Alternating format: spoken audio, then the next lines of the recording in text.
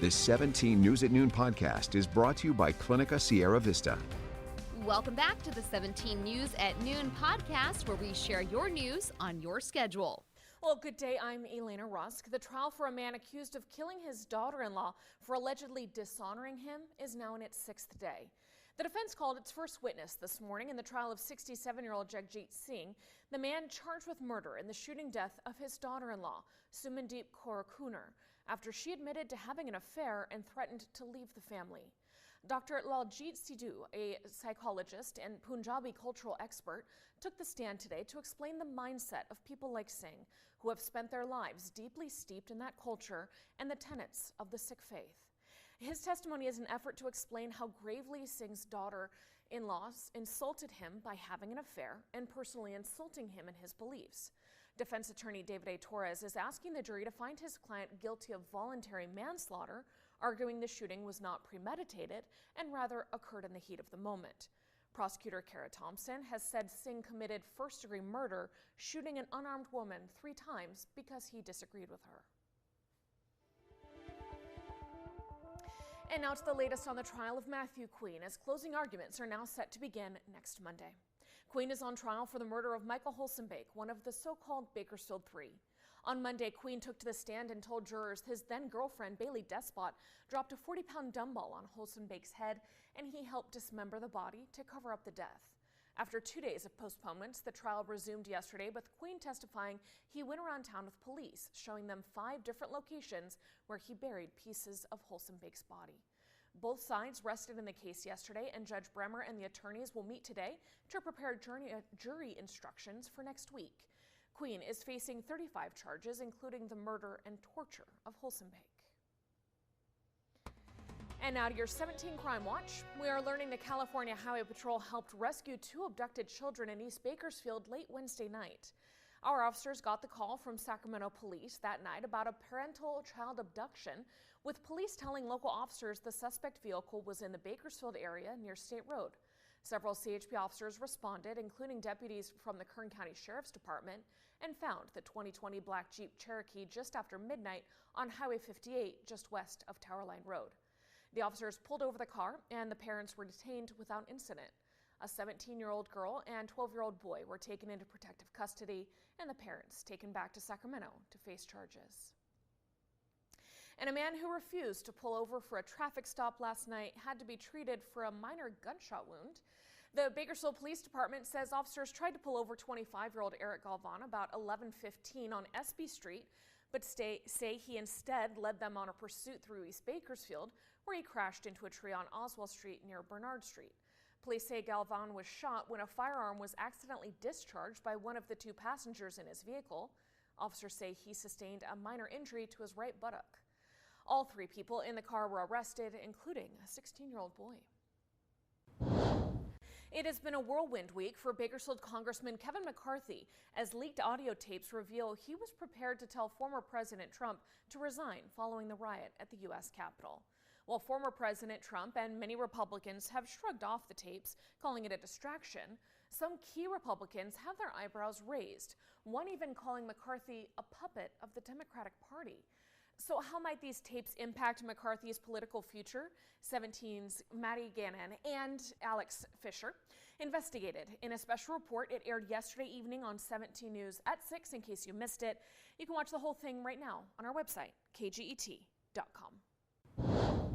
And April is National Child Abuse Prevention Month. According to the Kern County Network for Children, 13,425 kids were suspected of being abused or neglected just in 2020, an average of 37 children each day.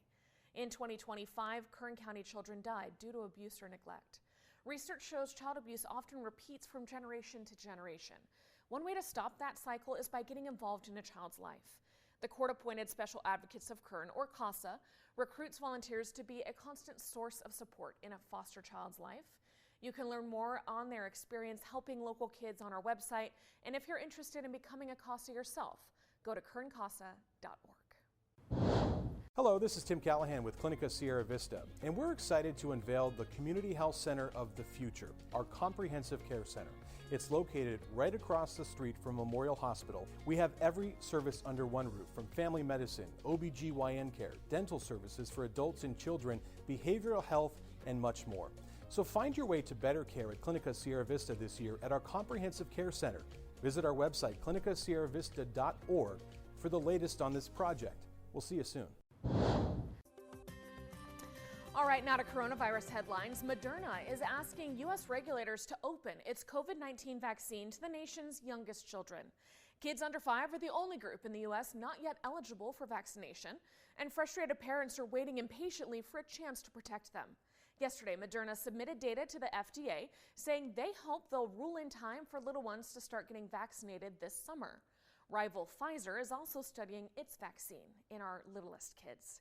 Now to the latest case numbers here in Kern County, as the dashboard was updated this morning to show 150 new positive cases and 3 new deaths. State data shows 20 patients hospitalized in Kern County with the virus. That is 5 more than the last update we got on Tuesday, and 4 patients are listed in intensive care units. In business news, a new report is showing the U.S. economy shrank for the first time in 2 years. Gross domestic product declined at a 1.4% pace in the first quarter. The White House blamed the slowdown on a reduction in inventory growth, saying because the economy is reopening, there have been more imports than exports. But Republicans are fearing conditions are ripe for a recession, warning government spending must be paused, along with the president's plans to cancel student debt. And now to gas prices. A group of bipartisan state lawmakers pushing for a year-long suspension of the state's 51-cent gas tax. The group that dubs itself the Problem Solvers Caucus is calling on the governor and legislative leaders to make it happen before drivers in California, see an inflation increase to the state's gas tax come July. This comes as lawmakers said talks are stalling on the relief Californians were promised nearly 2 months ago. So let's take a look at current gas prices around the nation. We're seeing that the national average is $4.12 here in California. It's at $5.68. That's for a gallon of regular unleaded. And in Kern County, currently $5.77. You can find the cheapest gas station near you by using the gas tracker on our website, kget.com. All right, well, happening today, muscle cars, street rods, and more. The National Street Rod Association is returning to Kern County. The 45th Western Street Rod Nationals begins today and it continues throughout the weekend. Check out custom rides from across the western U.S. in the largest automotive event in Kern County. Now, doors open at 8 a.m. Tickets are $19 for adults, $6 for kids aged 6 through 12, and kids under 6 are free. Discounts are available for those who are active military. And then happening tomorrow, well, it's the Great American Cleanup, one of the largest community service events in the country. Tomorrow, hundreds of volunteers will spend the day cleaning, picking up trash, planting trees around town, before then enjoying food and festivities at Yogurts Park. There's also a Kern River cleanup at San Miguel Grove off Manor Street. To register, to help out, or to learn more, just head over to keepbakersfieldbeautiful.us. And get your appetite ready for the Mediterranean Spring Food Festival happening tomorrow. It's at the St. George Greek Orthodox Church on Truxton Avenue from 11 a.m. to 1 p.m. Admission just $5, and kids under 12 are free. They'll be serving traditional food and pastries cooked by Jordanian, Syrian, Egyptian, Palestinian, and Lebanese parishioners. Of course, there will be music and vendors to enjoy as well. And celebrate Cinco de Mayo a bit early. Up in Shafter, the well-known parade returns tomorrow after a 2-year hiatus during the pandemic. Some of the lineup for the parade includes dancing horses, antique cars and trucks, musical groups, dancers, and of course school and student entries. The parade starts at 10 a.m. at Manal Park and circles back with a festival to follow there at the park for the day. Plus, the SNP Adoption Day is happening tomorrow. The SNP bus will be open with low-cost spay and neuter services from noon to 4 at Matchmaker's Pet Rescue on Palm Avenue in Rosedale. More than 32,000 pets have been served by the SNP bus over the years, which prevents tens of thousands of unwanted litters. There will also be free tacos and music. That's fun. Meanwhile, tomorrow is National Prescription Drug Take-Back Day. Various agencies are teaming up to help you recycle unwanted and expired household items in an effort to prevent pill abuse and theft. The drug take back and recycling event will be held tomorrow from 10 to 2 at the Kaiser Permanente office on Stockdale Highway. You can also bring other things like needles, eyeglasses and hearing aids, electronic waste, including cell phones and chargers, and your paper for shredding. Just please remove paper clips and staples. You can also drop off walkers, scooters, wheelchairs, and bath transfer benches.